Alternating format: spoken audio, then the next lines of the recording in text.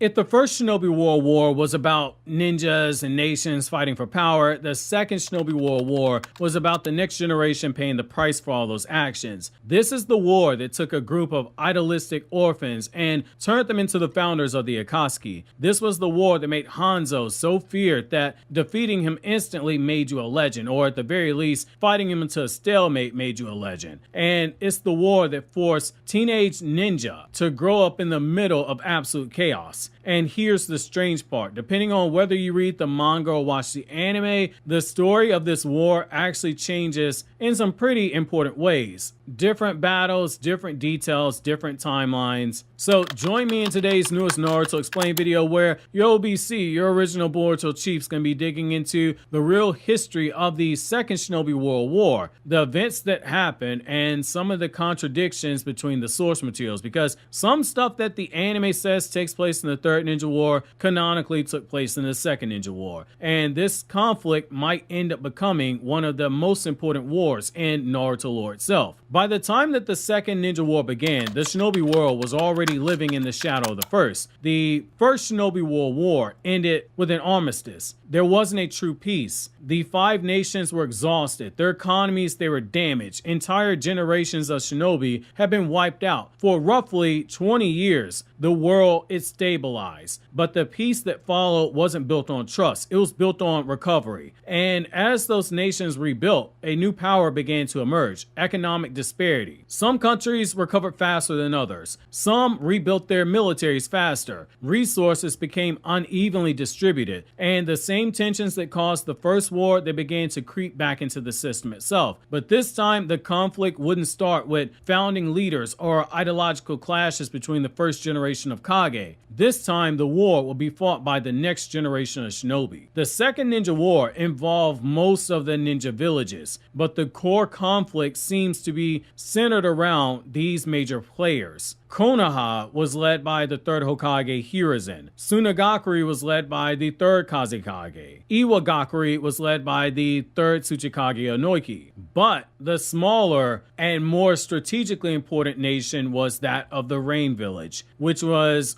ruled by Hanzo the Salamander. Unlike the first Ninja War, where battles were spreading across all the major nations, much of this war was fought in the smaller countries caught between these superpowers, namely the Hidden Rain Village. The Hidden Rain Village became a central battleground where the great ninjas fought proxy battles against one another. Their armies, they marched through the land. Their battles devastated the environment. Civilians were caught directly in the crossfire. For the Rain Village, the Second Ninja War wasn't a distant geopolitical struggle. It was survival. Nagato would later describe this war as a conflict that was directly started by Konoha, which gives an important perspective on how different sides viewed the conflict's origins, though to Nagato's defense, more than one set of source material does say the same thing. Because like with many real world wars, the truth likely depends on who you ask. However, this was a war that did create legends. Every great war in history, in fiction and in real life, creates heroes. In the Second World War, it created some of the most famous names in Naruto ninja history. Like for instance, the legendary moment of the war was the battle between Konoha forces and the Rain Village. That's where you had Jiraiya and Tsunade and Orochimaru fighting against Hanzo the Salamander, a shinobi feared by entire armies. They avoided any type of direct conflict with them directly. Despite ultimately losing the battle, their performance impressed Hanzo enough that he gave them a title that would follow them for the rest of their lives. He deemed them the Legendary Sannin. That moment cemented their reputation across the ninja world. But their fame wasn't the only lasting change that war created. Tsunade revolutionized the entire structure of shinobi combat. During the war, she gained recognition as the greatest medical ninja alive, largely due to her ability to counter poisons that were developed by Tsunagakure's puppet master, Chiyo. However, her innovations also reshaped how ninja squads operated. Instead of sending shinobi into battle without support, Tsunade was out there actively pushing that every team include a medically trained ninja capable of treating injuries during missions themselves. The logic behind it came from her own trauma, but also the fact that it would allow for drastically increased survival rates and mission success. Even in present day of the Naruto timeline, the system used by shinobi squads still reflects Tsunade's influence from the war. This is why this entire war is so important. And it's also a war that did come with a lot of losses. This is a war that broke many people. That's the downside of war itself, the dark part of humanity. For every hero that is created in war, there are villains that are created, but there are also those who are scarred by tragedy. Tsunade lost her lover Dan during the conflict. She lost her younger brother Noaki. His death left her with severe trauma and a crippling fear of blood, a condition known as hemophobia. One of the greatest medical ninja in history became unable to look at blood without panicking, unable to look at blood without having PTSD. Elsewhere, the war, it created origins of several future villains. In the Hidden Sand Village, Sasori lost both of his parents during the war after they were fighting and they were killed by Sakamo Hadake, the shinobi who would later be known as the White Fang of Konoha. The loss devastated the young Sasori and eventually pushed him towards abandoning the ninja village and joining the Akatsuki several years later during the Third Ninja War. And by abandoning the ninja village, I mean simply leaving but not having yet joined the Akatsuki. Let me add that clarification. So even Chiyo, one of Tsunagakure's most respected elders, swore vengeance against the White Fang for killing Sasori's parents. And perhaps most importantly, the tragedy that occurred in the Rain Village forever shaped the Naruto history. 3 children lost their parents during the fighting: Yahiko, Konan, and Nagato. These 3 orphans would eventually grow up to become the founding members of the Akatsuki. During this time, Jiraiya, he encountered 3 Rain Village children. They're struggling to survive in the ruins of their homeland. Rather than leaving them behind, rather than killing them like Orochimaru suggested, Jiraiya decided to stay behind and train them. Jiraiya would spend 3 years teaching Yahiko, Nagato, and Konan the art of ninjutsu, believing it was the least he could do after witnessing the destruction that the war had caused their country. Those 3 years would become some of the most consequential training periods in Naruto history, because the ideals that these 3 form, especially Nagato's desire to end war entirely, would eventually evolve into the ideology that became the first version of Akatsuki as well as the second version. The same organization that would later plunge the ninja world into chaos. And ironically, the Akatsuki, even though it was just Obito and Zetsu, the Akatsuki were blamed as having started the 4th Ninja War. In other words, the seeds of Naruto's future conflicts, they were planted during the Second Shinobi World War. However, staying consistent with the Naruto themes, this was a war that also marked the rise of several younger shinobi who would become legends during the fighting itself. We went over the Legendary Sannin, but there are other people from that generation who would fight in this war. This is 14 years before Naruto's birth. That's when the war began to escalate. Minato and Kushina, they were still students at the Ninja Academy. However, you had older shinobi like Fugaku Uchiha, Sasuke's future father, Itachi's future father, already fighting on the front lines, because at this point, Fugaku was only 5 years younger than the Legendary Sannin, meaning that at the youngest, he would have been 19 years old during this war. Other villages began adapting the brutal demands of the conflict and making changes that should make your skin crawl. Like over in Tsunagakure, the stress of the war forced the village to accelerate the development of young shinobi. And much like how Konoha would do during the Third Ninja War, the Sand Village began pulling children out the academy even faster than normal to keep up with the demand. One of those children was Sasori. At just 7 years old, Sasori officially became a Genin. Whether or not he went on the battlefield remains to be seen. More likely than not, Sasori was just pulled from the Ninja Academy and used to keep up with the other mission demands that were still befalling the village itself. This was a decision ultimately that reflects just how desperate the situation had become. Child soldiers were becoming increasingly more normal. We are over 20 years since the end of the First Ninja War. We are decades removed from when Hashirama even formed the first ninja village, because he wanted to have a place where child soldiers didn't have to exist. Yet war dragged on, and war was walking back some of the progress progress that was made. Now, it should be worth noting that the Second Ninja War does have a tricky aspect to it, because unlike the First Ninja War, we know that peace was reached after the deaths of multiple Kage and failed negotiations. After the first 2-generation Kage died, they basically said, we got to end this. However, the manga does not give us a clear explanation on how the Second Ninja War ended. There's no treaty scene, or there's no treaty even talked about. There's no definitive battle. There's no moment where the nations formally declared peace. Even when you look at the data books and the fan books, there's nothing concrete put on there. Instead, the closest timeline marker we have comes from Jiraiya. He trained the Rain Village orphans for 3 years, and by the time he left, around the point shown in chapter 446, the fighting was winding down, but it had not ended. Jiraiya was around 30 years old when he departed the Rain Village, but it's unclear whether he left because the war itself had ended or simply because he believed Yahiko, Nagato, and Konan were strong enough to survive without him. Either way, the conflict eventually cooled off, but whether peace existed afterwards, it didn't last very long at all, because the political decisions made by leaders like the 3rd Hokage and the 3rd Tsuchikage would quickly push the ninja world towards yet another global conflict, the 3rd Ninja War. And in that war, the generation that Naruto's parents belonged to would finally step into the spotlight, outside of obviously Fugaku, and the extra information that we have about that war recently that came out should change how you view that war as well. Now, another beautiful thing is that just like the First Ninja War, this war is also a loose parallel to the events of World War II. In particular, when you look at the human consequences behind it. At its core, both conflicts grew out the unstable peace that followed the previous World War. So in real life, that's World War I. In the Naruto world, that was the First Ninja War. Just as World War II emerged roughly 20 years after World War I, the Second Ninja War began 20 years after the First Ninja War. In both cases, the earlier conflict ended with a fragile peace rather than a true reconciliation. Countries were left economically damaged, politically suspicious of one another, and deeply aware that another war could erupt if the balance of power shifted. Over time, economic inequality and competition for resources intensified these tensions, pushing nations towards militarization once again. Another major similarity lies in how these wars were fought. Much of World War II's devastation occurred in smaller nations caught between the larger powers, particularly in regions like Eastern Europe and Southeast Asia. In Naruto's world, Kishimoto used the exact same dynamic in places like the Rain Village, while the great villages like Konoha and Tsunade and Iwagakure were the major military powers. Much of the actual destruction happened in the Rain Village, which became the battlefield for the rivalries between the leaf and the sand and the stone. Civilian populations, they suffered the most, mirroring how smaller countries in World War II were devastated by the conflicts between the global superpowers. The Second World War also parallels World War II in how it created legendary figures and lasting ideological movements. World War II produced a famous set of military leaders and it reshaped global politics, while the Second Ninja War created the Legendary Sannin, and it also laid the foundation for a future organization like the Akatsuki. In both cases, the war, it produced individuals that would define the next era. Ultimately, both wars show how unresolved tension from previous conflict can escalate into an even more complex and destructive cycle of struggle itself, leaving behind political and social and ideological consequences that would shape the world for decades moving forward. Obviously, if you enjoyed this video, consider subscribing. Click here on the left to check out the video on the First Ninja War if you missed it, or click here on the right to check out other videos from Naruto Explained.